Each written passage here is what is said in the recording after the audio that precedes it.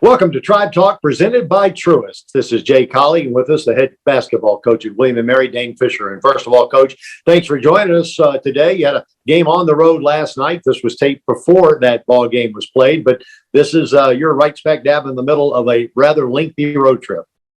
Yeah, we certainly are. This is a really unique schedule that we're about to face with cancellations that have happened and reschedules.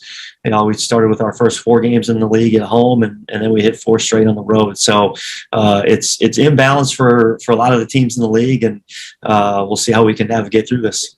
Going back to the last weekend, Tribe played great basketball against one of the better teams in the league, James Madison. Reflecting on that game, what positive signs did you see out of that? Yeah, I thought our guys came out with just a terrific focus and effort on the defensive end of the floor and really executed the scout in terms of what we wanted to take away from James Madison, who, as you mentioned, is just a terrific all-around team. Offensively, we obviously got off to a great start. I think we hit our first 6 threes, and the guys were playing with a ton of confidence. And it was a great way for us to come out of the gates and then give James Madison some credit for the way they came back and made some plays. And obviously, we just couldn't do quite enough to hold on at the end of the game. And then kind of the opposite was true versus Towson. You get behind early and you kind of trying to make a comeback, but that Towson squad, in my opinion anyway, certainly right up there with amongst the top teams in the league. Yeah, I think you're right about that. They played really well against us really for 40 minutes. You know, that was the first game of our league opponents that we did not come out of the gates and play well defensively at the start. And I think that got us on our heels a little bit, and we've got to learn how we need to react to that when teams come out and make some shots and get going early. Looking at the film after watching that one, I mean, there just wasn't near the effort and focus level that we had in our first 3 league games, and that's something we've addressed and we'll need to continue to focus on as we head through the rest of league play. So the Tribe won a couple of games in that 4-game homestand. In the middle of the pack right now in the CAA. Way too early to start seeding teams, but it is amazing that the teams that were predicted to finish, in the lower part of this league are now in the upper echelon, and vice versa. It is a topsy-turvy league for a lot of different reasons. Yeah, it certainly is, and I think that when everyone filled out their preseason polls, it was done with a lot of unknowns because of how many teams had new rosters and the COVID year and transfers and being eligible right away. Some of these rosters just look completely different than what they did last year, and you just never know how a team's going to come together and when they're going to click and how they'll mesh personality-wise and all those things. And we're certainly seeing just how different it is from what you think going into the season than what it turns out to be sometimes. Langdon Hatton, the current rookie of the week in the CAA. Tell us about his progress, and is he performing like you expected him to do when you recruited him as a senior in high school from Indiana? Yeah, Langdon is a really talented player. He's 6'10", he's 240, he can move well, he's got all kinds of skill. It was great to see him play with the effort that he did against James Madison. I think that was one of the first times that he really played hard for the entire time he was out there. And that's been the big thing with us, or that we focus on with him, is getting him to play with that effort, that motor. He's made a lot of progress with it. It's such an adjustment for guys coming from high school to this level. And, the more he can play like that, the quicker he's going to get to where he can. And, he's been really good for us this year and has a lot of room to really improve, certainly over his career, but I think even this year. Bobby Dwyer and I were doing the game, and I made the comment that, Ben White always plays with that motor, maybe too motorized at times for Ben, maybe not, but Langdon's kind of learning from Ben. I think it's not coincidence that Ben watched Nathan Knight for a year and how hard he worked and his moves around the bucket. Yeah, there's no question that Ben sets a great example for not only Langdon, for all of our players. As you said, Ben plays with such a great motor. And that's just something that he showed up with, really. I mean, he just has an innate sense of of playing really hard. He doesn't really know how to play any other way, and that's very abnormal. In most guys, it's like I said, it's the adjustment to this level and learning how to play hard, and what does that mean, and what does it mean to work hard. And with our young guys in particular, I've talked about this with them, to say, you guys probably think you're playing harder than you've ever played before, and you're right, and you still need to play harder. So we'll continue to focus on it, but yeah, Ben is just such a great example for our team. I don't want to let you go before I bring up an oldie, if you will, a senior graduate, Brandon Carroll. He seems to not only be playing hard, but is starting to mesh with his teammates as well. Brandon has really played well at the start of league play here, and going back to the first one we played with, which was against Hofstra, I think he only played about 14 minutes because he had some foul trouble, and then the next game was Northeastern, and he played 35, and I felt like, even though I think he was 0 for 7 from 3 in that game, but he did so many things that can help us win a game, and I think he's really embracing that. Is the fact that he can defend with versatility, he can rebound the ball, his athleticism makes up for any kind of mistakes that happen, whether it's his or someone else's. And I think he's getting a lot more confident on the offensive end. He's a really good shooter. He's learning how to get to the rim and play off 2 feet and make good decisions in there. So it's been great to see him play to the level he has. And again, we'll need to continue to work with him and help him, because it's still his first year with us. Hey, Coach, you're going against an old teammate tomorrow, head coach at Drexel, 2:00 game time. Tell us about the Dragons. Yeah, that's right. Coach Spiker and I, back to our Ithaca days. He was 2 years ahead of me in school, and he was actually a student assistant when he was a senior, and I was a sophomore. So we've had a great relationship ever since. And they obviously won the league last year, and returned a ton of guys from that team, and added a couple of key guys, in particular a grad transfer. So they're a very seasoned group. They're led by Cam Winter, the preseason player of the year, who's off to a great start and having a terrific year. So we'll have to play really well against them, especially on the road. Thanks, Coach, for your time, and good luck on the road. All right. Thanks, Jay. Appreciate it. We're opening the door to better financial services, better experiences, better partnerships, better technology, better communities, and a better future.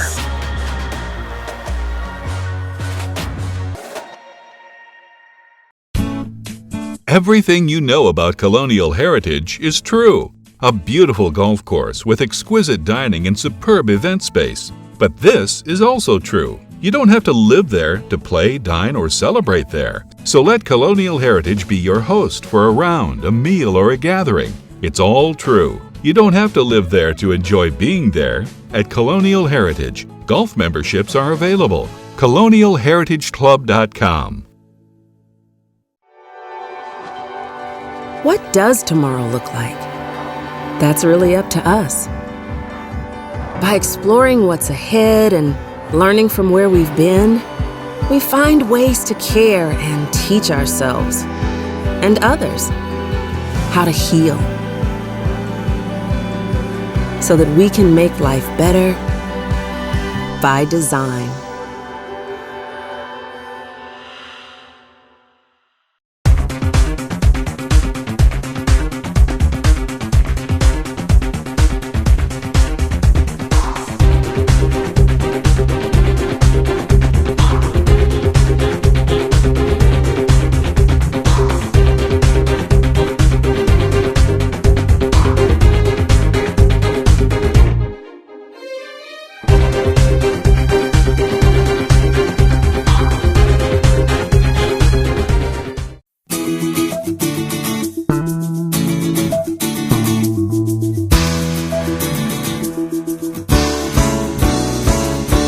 Welcome back to Tribe Talk, presented by Truist. With us is one of the newest head coaches at William & Mary, Jessica Giuggioli, the head women's tennis coach for the Tribe. Thank you. I'm very happy to be here, and I would say it's been a very good start. It's been a busy month, but it's been very good, very productive. So just now getting ready to start our season next week. So did you start out by, I guess, for lack of a better term, trying to acquaint yourself with the skill set and the personalities of your players, and how did you do that?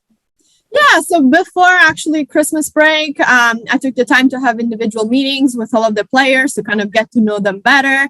Obviously, I haven't had much of an opportunity to see them compete yet and see them play. I've only been working with one player who came back earlier from break, but so I'm still really looking forward to see the rest, but I've kept in touch with them over break, and just really looking forward to have them all back. I think they're all going to be heading back this weekend. So we're planning on getting started on Monday. So tell us, delve into your coaching philosophy a little bit, Jessica, in terms of, how you prepare your young ladies and maybe goals for your teams. Yeah. So, I mean, in terms of my coaching philosophy, I would say, it's founded on hard work. That's something that I really believe in. And I think, it's really important to set expectations early on so that if everybody is on the same page and we know what we're working towards. So obviously, we're going to get started with a team meeting, but then, a week into it, I also plan on having individual meetings with each player so that, we're not just setting team goals, but we're also setting individual goals that I think are going to help us, work towards what the team goals are as well. So, I think that in a sport like tennis, individual development is also very important. So I put a lot of emphasis on that as well. Tennis is not alone in that all coaches want their teams to be peaking at the end of the year and their individual players to be playing their best at the end of the year. Is it that kind of a scenario for you? And if so, what's that procedure look like under your tutelage? Obviously, in college, we're going to compete as a team. But as I was touching base on before, I think it's really important for everybody to have also individual goals and keep track of each player's individual progress. And that's, what we work on through individual meetings, through individual one-on-one sessions all the way throughout the semester. But then at the end of the day, we're all coming together with the one common team goal. And, that's hopefully going to be winning conference this year and make it into the NCAA tournament and hopefully go from there. Jessica, I think the all-in campaign is obviously very important for all sports at William & Mary, but particularly women's tennis. We're going to be saluting a lady who was so important to every sport in this university, and to the university as a whole, but particularly she had a love for tennis. And of course, I'm talking about Millie West. I'm sure you've been up to speed on Millie's wonderful life and contribution. Yes, of course. And I believe we're actually going to have a celebration of life for her in February. So I definitely plan on participating for that, and I'm looking forward to it. Yeah, and that brings me to the facility, which is the McCormick Nagelson Center. Your digs are pretty good, aren't they, for college athletics? Absolutely. I think, we have an incredible indoor facility. We have 6 indoor courts. Not many schools have that. A lot of Power 5 schools don't have that. So I really feel that from a facility standpoint, we really have great support here. How is recruiting going? I mean, what's that next step to become, take the program to the next level, obviously? Yeah, obviously recruiting is something that never stops. So I've, been in the process of talking to recruits and really trying to find the right fit right from the start. We have only one spot as of now available for fall. So it's going to be very important to put a lot of emphasis in making sure that we're bringing in, the right kind of student, the right kind of athlete, and the right fit for the team. So just, working on talking to different recruits and really trying to evaluate the right person. And one of the final questions, Jessica, give us some names of some of your players that you're really going to be counting on. Sounds like you've got a fairly young class, but that you're really going to be counting on this year. I like to have a full approach to the entire team in the sense that I believe that in order for us to do well, everybody has to perform at their best. That doesn't mean that every day everybody is going to play their best tennis, but I think, everybody needs to be putting 100% effort. So like I said, I'm really looking forward to get us started with practices next week so that we have kind of a better idea, lineups, what it's going to look like and things like that. But I really feel that, as long as everybody is putting in the effort, putting in the work, we're going to be very competitive, and I'm just really looking forward to getting started. And obviously, you can always go on tribeathletics.com and find out the schedule. But are you pleased with the schedule for the next coming few months? Yes, I think we actually have a very good mix of matches. We have a lot of home matches. So obviously, I hope to see, as many fans out here as possible. But our first match is going to be on February 5th. And we actually we're going to get started with a double header. So it'll be a lot of tennis all in one day. And after that, we're going to be competing just about every weekend. So, we're going to have a quick start into it, but really excited about it. Jessica Giuggioli, the women's tennis coach at William & Mary. Thanks so much for your time. And we look forward to catching up as you get towards tournament time. Thank you. If these times have taught us anything, it's that anything is possible, especially at our public schools. Overcoming great adversity, we salute our teachers and students who brought their A game every day. Whatever tomorrow brings, our commitment to public schools is stronger than ever. A win for education. The Virginia Lottery. $11 billion to Virginia's public schools since 1999. Fun fact, Mountain Dew and spicy chicken is the perfect combo? Does it look like I don't know that? Okay. Didn't mean to ruffle your feathers. We both did the employee training, Gary. Okay, don't jump down my beak.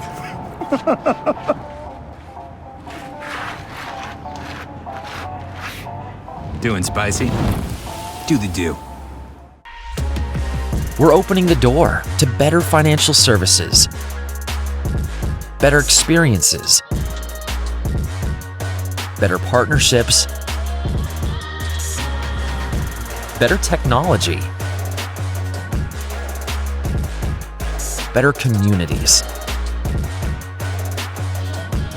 and a better future.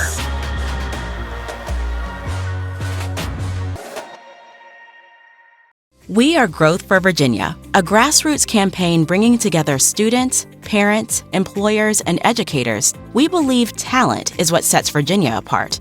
We believe in providing all Virginians affordable pathways from learning to earning. We believe innovation and investment in our standout higher education system can make Virginia America's talent leader. Together, we're asking our leaders to make transformational investments in our future and a stronger Virginia.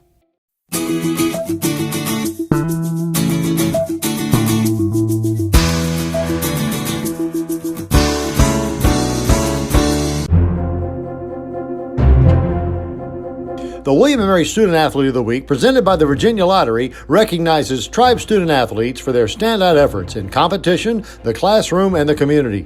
For the second time this year, women's basketball graduate student Riley Casey was named the William & Mary Student Athlete of the Week, presented by the Virginia Lottery. Casey earned the accolade after totaling a season-high 27 points with 5 rebounds and 3 assists in the Tribe's matchup against Charleston. She knocked down 7 3-pointers, which tied for second most in program history.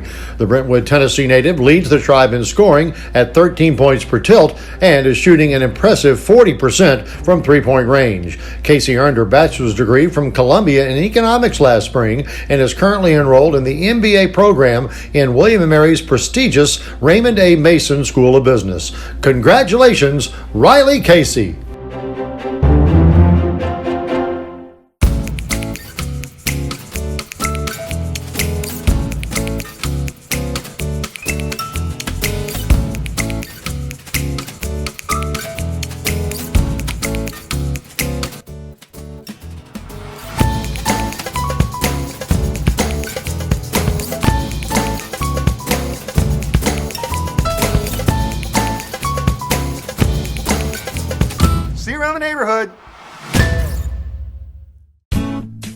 Everything you know about colonial heritage is true. a beautiful golf course with exquisite dining and superb event space. But this is also true. You don't have to live there to play, dine, or celebrate there. So let Colonial Heritage be your host for a round, a meal, or a gathering. It's all true. You don't have to live there to enjoy being there. At Colonial Heritage, golf memberships are available. ColonialHeritageClub.com.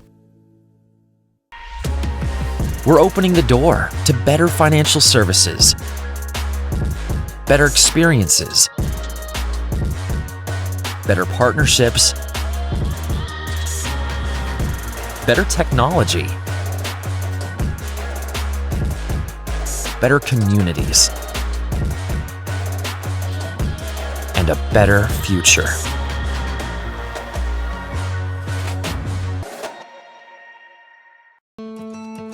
At William & Mary, we strive to be more than we are, and to do more than we've ever done. Here, we do not live in the shadows of the giants of American history that we helped to shape. We stand on their shoulders, reaching higher, looking further, and leading the way forward. To be a place where history happens every day, and to be a university for the bold.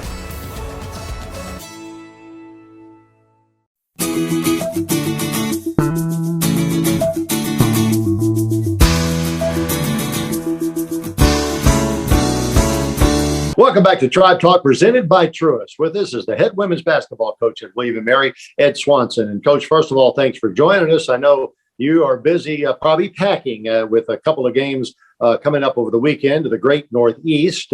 You got Northeastern and Hofstra after a tough loss versus Charleston.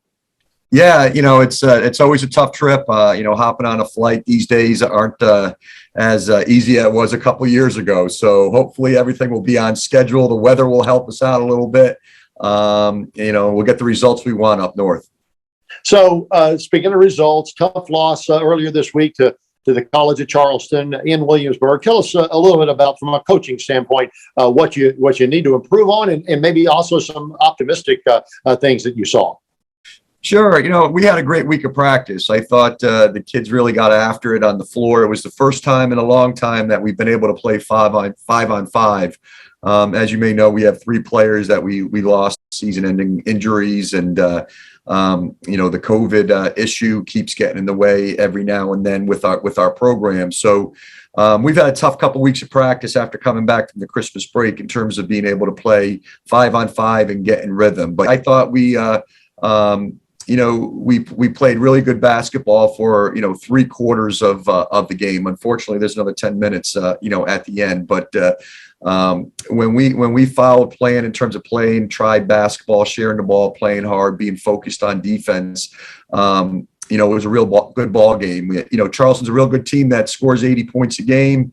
They have 4 new starters from last year that are new transfers, and I thought we did a real good job down 5 heading into the 4th. And, Charleston's pressure, our lack of depth on our roster, I think kind of wore us down in the 4th quarter. But I thought we did some really good things. We had our highest assist total in terms of 18. We shot 40% from 3. I thought we did a really good job of working on the things that we worked on last week in practice. And, unfortunately, we didn't get the results we wanted. I thought Charleston had a real strong 4th quarter, and that was the kind of the deciding factor in the game. Coach, I want to ask you about a veteran and a rookie that seem to be both playing very well for you right now. Dane Mcteer, a freshman, and the transfer from Columbia, Riley Casey. Yeah, the 2 of them had a great showing. We have to remember, Jay, we have 2 players on our roster, Bree Bellamy and Sydney Wagner, who are the only ones that have really been through the CAA, schedule. Even our freshmen from last year, didn't play all that many games in the CAA. But Riley Casey, she's, we lost her for a couple weeks due to an injury, and our team struggled during that time. Just the rhythm of our offense. She plays the point guard and the 2 guard spot for us. But it was probably her best game of the season. And I was especially excited because she was coming off, the injury and a little break, right after Christmas. for health reasons. And, I thought she had a terrific game, looked aggressive on both ends of the floor. She was attacking, she was looking for her shot. So I was real happy to see her get going. And that bodes well for us as we move into this weekend. And then Dane Mcteer, she's a freshman from Hampton, Virginia here, and she's having a real steady year, kind of dealing with the ebbs and flows of the college basketball season. But we're excited about the future with her as well. Unfortunately, we have to talk all things COVID. We thought we had put that back aside from last year, but Coach, it's affecting not only your team, but the league in general. How are you and your coaching staff and your players handling this? It's affecting every sector of our society, from education to business to travel. And it's affecting the basketball season as well. And, we were really looking forward to playing UNCW on Friday night, and we were throwing a curveball on Wednesday. So our preparation was all for UNCW heading up. And then we had a pivot. And, I think our team has done an incredibly great job in terms of just, rolling with the punches. And this is what we have to deal with. In some cases, it's worse than last year, because last year, if somebody get COVID, then your whole team was shut down. This year, it's a little bit different. And, so I think our team is doing a terrific job of keeping a good head about themselves and moving forward and rolling with the punches. And as a coach, that's, it is what it is. We have to make these adjustments on the fly. And we're not the only ones here that they're going to have to make these adjustments. There's other teams making adjustments, higher ed, business, transportation. So, it affects it, but we have to just deal with it. Coach Swanson, I can't let you go without asking about your all-CAA point guard, Sydney Wagner. She appears to be playing some real good all-around basketball. I think she actually had 9 assists in that tough loss versus Charleston. Yeah, I thought Sydney had a really good floor game, 9 assists, 2 turnovers, something that we've really been stressing with her and her game in terms of changing and being able to set up other players more. And she passed up some shots, I thought, to give other players a better shot. I thought she really looked good offensively. And like I said, we have to have another good week of practice this week before we take that trip up north.